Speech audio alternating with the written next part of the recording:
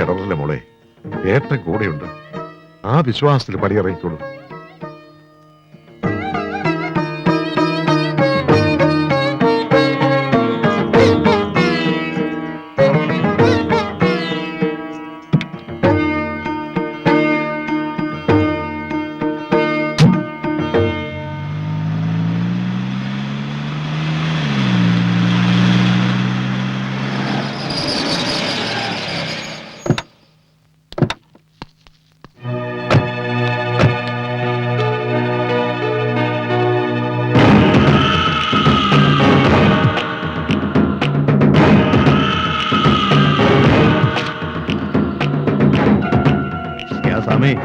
सब कुछ ठीक है ना?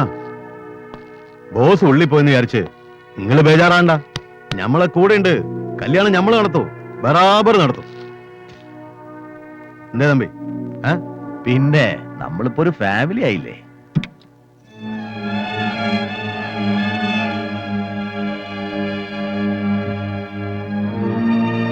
മോളെ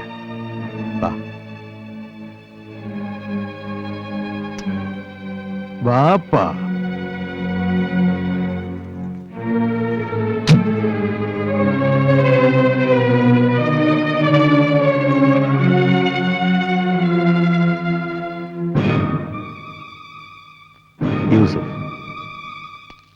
യൂസഫ് ഷാ, ജ്യേഷ്ഠനെ പോലെ കാണാൻ മോൾക്ക്. ഞങ്ങൾ പഴയ ദോസ്തുക്കളാ. പരമേശ്വരന് ഞാൻ ജിഗിരി ദോസ്ത്. എനിക്കുണ്ടായിരുന്ന ഒരു പെങ്ങള്. ഓളുടെ നിക്കാഹിന് ഞാൻ കൂടിയിട്ടില്ല. മോളുടെ ജ്യേഷ്ഠനാണ് നടത്തിയത്. ബറാബർ നടത്തി. ഇപ്പൊ മൂപ്പരുടെ സ്ഥാനത്ത് ഞാൻ ഇവിടെ ഉണ്ട്. അതാണ് പടച്ചോന്റെ കളി. അല്ലല്ലോ സ്വാമി? യൂസഫ്, പ്ലീസ് ഈ അവസരം താൻ ഉപയോഗിക്കരുത്. കള്ള പന്നികളെ, ഇനി ഞാൻ ഇവിടേക്ക് മാറ്റാ എന്റെ കളികള്. ഓനോട് പറഞ്ഞേക്ക്. ഈ വെളുത്ത വസ്ത്രത്തിന്റെ ഉള്ളിലെ പരമേശ്വരന്റെ മറ്റേ മുഖം നമുക്കൊന്ന് പുറത്തെടുപ്പിക്കണം സ്വാമി.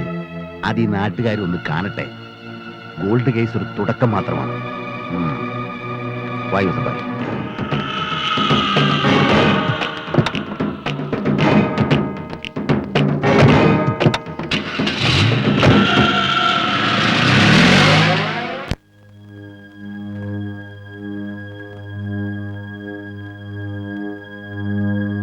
മുഹൂർത്ത സമയമായി. എന്നാലും ആ പന്നി യൂസഫ് ഒന്ന് കാണാൻ പറ്റാണ്ടാക്കില്ലോ. എനിക്ക് കാണാം മാലിയപ്പോ, എനിക്ക് കാണാം.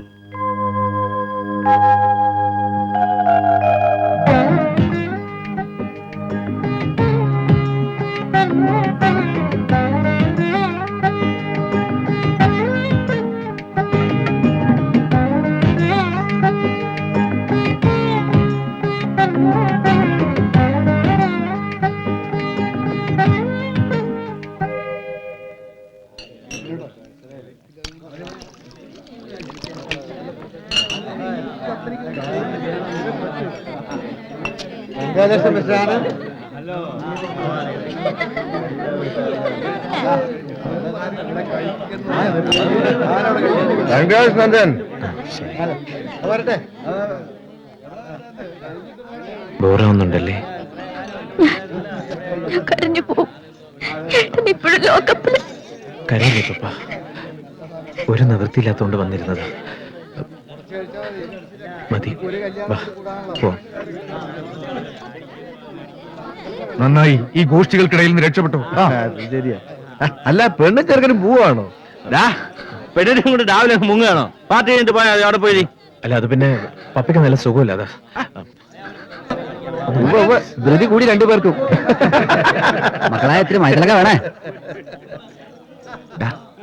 ദൂരം പിടിപ്പിക്കട. ദുരുമാരി തൊലിഞ്ഞ മോന്തയായിട്ട് ഒരെണ്ണം കഴിക്കട. അയ്യോ വേണ്ട, ഞാൻ കഴിക്കാറില്ല. വലിക്കേ. ഞാൻ കഴിക്കില്ലെന്ന് പറഞ്ഞു. നിർബന്ധിക്കണ്ട Thampi sir. Let them go and enjoy.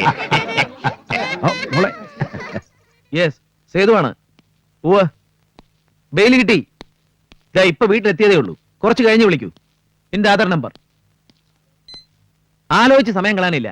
വണ്ടി എടുക്കുന്നു, നേരെ മൈസൂർ. ആ കള്ള സുവർണ കീറി പണ്ടം ചാടിക്കാന്നല്ലാണ്ട് എന്താ അത്ര ചിന്തിക്കേ? വിട്ടുകളയാൻ പറ്റുന്ന പണിയല്ല അവൻ ചെയ്തത്. എന്നാലും ഉടനെ മൈസൂർക്ക് പോയാൽ അവനവിടെ കാണുമെന്ന് ഉറപ്പില്ലല്ലോ. വേണ്ട സ്വാമി, വെറുതെ തണുപ്പിക്കാൻ നോക്കണ്ട. അല്ല, അവൻ എവിടെയുണ്ടെന്ന് ട്രേസ് ചെയ്തിട്ട് മൂവ് ചെയ്താ പോരെ എന്നാ? നിങ്ങളൊന്നും മിണ്ടാണ്ടിരിക്കും സ്വാമി. എവിടെ പോയി ഒളിക്കാൻ ആ പന്നി? അങ്ങോട്ട് ഇറങ്ങി ചെന്ന് തപ്പിയാ കൈ കിട്ടൂലേ? ഉസ്താദൊന്നും പറഞ്ഞില്ല. ഇല്ല സേതു, ഒന്നും പറയാനില്ല. നമുക്ക് വിടാം, വെറുതെ വിടാം. യൂസഫ് ഒരു പ്രതികാരം നടത്തി. എരപ്പാളിത്തരത്തിനുള്ള കുറഞ്ഞ ശിക്ഷ കഴുത്തറക്കുക എന്നുള്ളതാണ്. അതിന് കഴിയും, പക്ഷേ ഇല്ല. കളികൾ ഞാൻ നിർത്തുകയാണ്. കളത്തിലിറക്കാൻ അവൻ നടത്തിയ തേർഡ് റേറ്റ് ട്രിക്കുകൾ എന്നെ സ്പർശിക്കുന്നില്ല എന്നവന് തോന്നി. സ്വന്തം ജീവനം കൊണ്ട് പോട്ടെ അവൻ. പപ്പ, അവളൊരു ജീവിതം തുടങ്ങുന്നതേ ഉള്ളൂ. അവളുടെ കാതിൽ എന്തെങ്കിലും എത്തിയാൽ പാടില്ല. ഇനി ആരും ആ വിഷയം എടുത്തിട്ടുണ്ട. യൂസഫ് ഷാ, ആ പേര് മറന്നേക്ക്.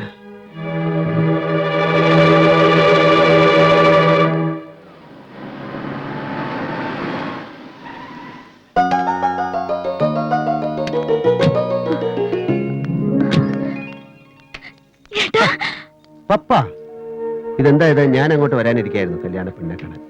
നന്ദൻ, ഇരിക്കെ. നീ എന്താ ഈ നോക്കണേ? അതൊക്കെ കഴിഞ്ഞില്ലേ മോളെ? ബെയില് കിട്ടിയെന്ന് പറഞ്ഞിട്ട് വിശ്വസിച്ചില്ല. നേരിട്ട് ഇപ്പൊ കാണുന്നു പറഞ്ഞു. ഒരു ദോശ മുഴുവൻ കഴിക്കാൻ സമ്മതിച്ചില്ല എന്നെ. നീ ഇങ്ങനെ ഓരോ വാശി കാണിച്ച് നന്ദനെ ബുദ്ധിമുട്ടിക്കല്ലേ. എനിക്ക് എന്താ ഏട്ടാ ബുദ്ധിമുട്ട്? കുഞ്ഞിപ്പാലി ചേട്ടൻ പറഞ്ഞു ആരും മനഃപൂർവ്വം പ്ലാൻ ചെയ്തതാണെന്ന്. ഏതോ ഒരു യൂസഫ്. അത് കള. എന്താ നിങ്ങളുടെ പ്ലാൻ? എങ്ങോട്ടാ ആദ്യത്തെ യാത്ര? എന്തെങ്കിലും ഡിസ്കസ് ചെയ്തോ? ഇല്ല. എങ്കിൽ ഞങ്ങൾക്ക് വിട്ടേക്കൂ അല്ലേ അലിയപ്പ? ഞങ്ങൾ പ്ലാൻ ചെയ്യുന്നു, ചാർട്ട് ചെയ്യുന്നു. ദേവകി അമ്മ ഓൺ ലീവ്, അലിയപ്പു ഇൻ ചാർജ്. അതിനിപ്പോ നാസ്ത ഫുള്ളാക്കാൻ പപ്പ സമ്മതിച്ചില്ലല്ലോ. ഇനിയിപ്പോ നമുക്ക് നാസ്ത ഇവിടെ ആക്കാം. നിങ്ങൾ വേഗം കുക്കിംഗ് ആക്കി.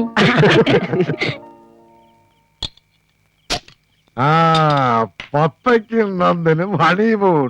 Very good. അത് നന്നായി. ഇവിടത്തെ ഈ അന്തരീക്ഷമൊക്കെ ഒന്ന് റെഡി ആകുന്നതുവരെ കുട്ടികൾ എവിടെയെങ്കിലും പോയി മനസമാധാനമായിട്ട് ജീവിക്കട്ടെ. ഒരു യാത്ര ഉസ്താദിനും ആവശ്യ. എവിടെങ്കിലും പോയി ഒന്ന് അടിച്ച് പൊളിച്ച് വാ എന്റെ ഉസ്താദേ. അങ്ങനെ നല്ല കാര്യങ്ങൾ പറ. താൻ വരുന്നോ? അയ്യോ ഞാനില്ല. അല്ല, അന്നത്തെ പോലെ ശാന്തയുടെ കാര്യം മിണ്ടരുത്. ഒരു സ്ഥലമുണ്ട്. താൻ വരുന്നില്ലെങ്കിൽ തന്നോട് ഞാൻ സ്വകാര്യമായിട്ട് പറയാം. ഇവരാരും അറിയണ്ട. ഇരിക്കട്ടെ, ഒരു സസ്പെൻസ്. നന്ദന്റെ ഒരു ഷർട്ട് കുട്ടി വാഷ് ചെയ്ത് ബട്ടൺസ് മുഴുവൻ പൊട്ടിച്ചുല്ലേ. ഒരു നീല വരെയുള്ളത്. നന്ദന് വലിയ ഇഷ്ടമുള്ള ഷർട്ടായിരുന്നു അത്. ഇനി ഞാൻ ചെയ്തോളാം കേട്ടോ. നന്ദന്റെ തുണികളൊക്കെ മാറ്റിയിട്ടോളൂ. ഇനി ഞാൻ ശ്രദ്ധിച്ചോളാം ചേച്ചി. അയ്യേ, എന്താ ലീല ഇത്? ഈ വഴിപാട് കഴിക്കണ പോലെ കാട്ടിക്കൂട്ടിയിട്ട് ഒരു കാര്യമില്ല കേട്ടോ. ഇതാ ഞാൻ ചെയ്തോളാം. ശീലമില്ലാത്തല്ലേ. ഇങ്ങനെ അങ്ങ് ശീലായിക്കോളും. കുട്ടി പോയി അടുക്കളയിൽ ശ്രദ്ധിച്ചോളൂ. ഇന്ന് തരൂ ചേച്ചി. ചെല്ലു കുട്ടി. ആ സെക്ഷനിൽ മാത്രം പപ്പ തലയിടില്ല. ആ ദേവകിയമ്മ അടുക്കളയുടെ പരിസരത്ത് കയറാൻ സമ്മതിക്കാത്തോണ്ട് പറ്റിയതാ. പക്ഷെ കഞ്ഞി ഉണ്ടാക്കാൻ എനിക്കറിയാട്ടോ. അത് മാത്രം ഞാൻ പഠിച്ചു വെച്ചിട്ടുണ്ട്. നന്ദനോട് പറഞ്ഞപ്പോ ഭയങ്കര അത്ഭുതം. എന്നൊരു നോട്ടം. എന്നെ കളിയാക്കിയതാ. ഏട്ടാ, ഇതെന്താ മോളെ ഇത്? ഇവിടെ ജോലിക്കാരൊന്നുമില്ലേ? ഉണ്ട് ഏട്ടാ. എന്നാലും കൂടെ നിന്ന് ചെയ്യിപ്പിച്ചില്ലെങ്കിൽ ഒന്നും വൃത്തിയാവില്ല. ഇവിടെ വേറെ ഉണ്ടല്ലോ സ്ത്രീ കഥാപാത്രങ്ങൾ. അവർക്കൊക്കെ ഓരോ തിരക്കല്ലേ ഏട്ടാ. രണ്ടെണ്ണം വരണുണ്ട്.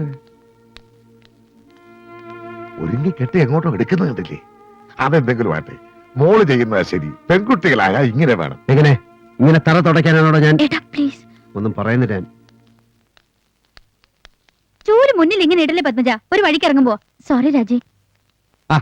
എന്താ പരമേശ്വരൻ എപ്പോ വന്നു? ഇപ്പൊ വന്നതേ ഉള്ളൂ.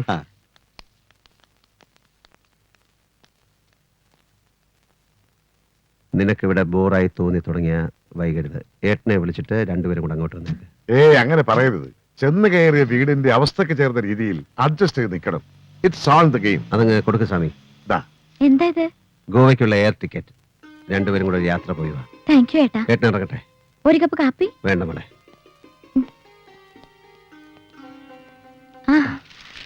ഹോട്ടൽ ലീലയിൽ റൂം ബുക്ക് ചെയ്തിട്ടുണ്ട്. എയർപോർട്ടിൽ നിന്ന് അവർ പിക്ക് ചെയ്തോളൂ. Well arranged. വരട്ടെ മോളെ. വരട്ടെ.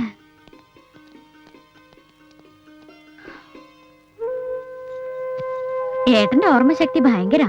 കുറെ മുമ്പ് എപ്പോഴും ഗോവയെ കൊണ്ടുപോകണമെന്ന് പറഞ്ഞ് ഞാൻ ശല്യപ്പെടുത്തിയിട്ടുണ്ട്. അതാ ഇപ്പൊ കോമ്പൻസേറ്റ് ചെയ്യുന്നത്. ഈ ഭൂമി മലയാളം കണ്ട ഏറ്റവും ഭാഗ്യവതിയായ അനിയത്തി. ഇനിയൊരു ജന്മം ഉണ്ടെങ്കിൽ ഞാൻ പ്രാർത്ഥിക്കും ആ മനുഷ്യന്റെ കൂടെ പിറപ്പായി ജനിക്കാൻ. ഏട്ടനെ സ്നേഹിക്കാൻ മാത്രമേ അറിയൂ. അത് ഈ അനിയത്തിക്കും അതെ. ഒരു തരത്തിൽ ഭാഗ്യമായി യാത്ര. നീ ഇവിടെ ശ്വാസം മുട്ടി തുടങ്ങിയിരിക്കുന്നു. ഐ എം സോറി പപ്പ. അങ്ങനെ പറയരുത്. എനിക്കിവിടെ എന്താ കുഴപ്പം? ഈ സഹനശക്തി നന്മയായിട്ട് ഇവിടെ ആരും കാണില്ല. ഓക്കെ, കുറച്ച് ദിവസം നമുക്ക് ഈ വീട് മറക്കാം.